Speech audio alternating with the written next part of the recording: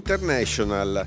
Quali sono le opportunità di stage e i tirocini per i giovani studenti veneti per ampliare il loro bagaglio di conoscenza da mettere poi a frutto nello sviluppare un'attività lavorativa all'interno del Made in Italy? Andiamo a scoprirlo assieme.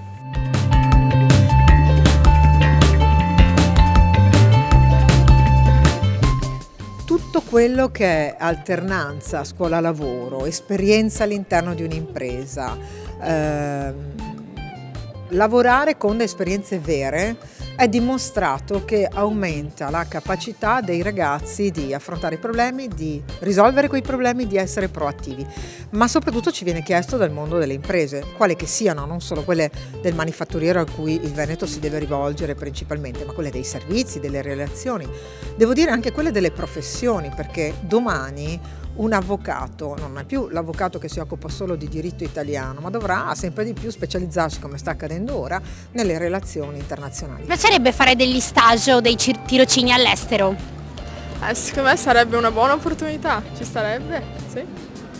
Tu? Sì, molto anche per migliorare le lingue, così sì. Ma no, personalmente io penso che mi piacerebbe lavorare qua in patria, non ho particolare interesse ad andare all'estero, poi non si sa mai quello che succede. A me piacerebbe, non l'ho mai fatto, però potrebbe essere una buona opzione anche di crescita personale. Sì, mi piacerebbe perché secondo me sarebbe una bella esperienza.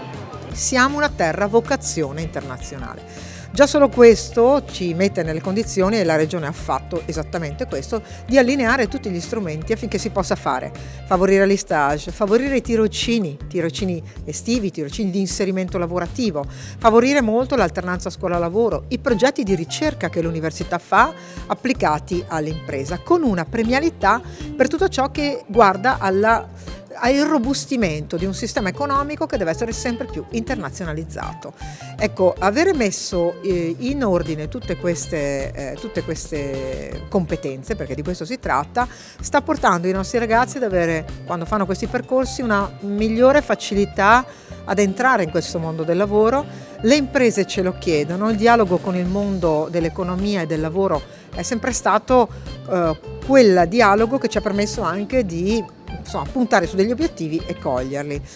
In tutta questa operazione a beneficiarne sono principalmente i ragazzi, perché è a loro che dobbiamo dedicare i nostri sforzi per poter avere una buona qualità del lavoro.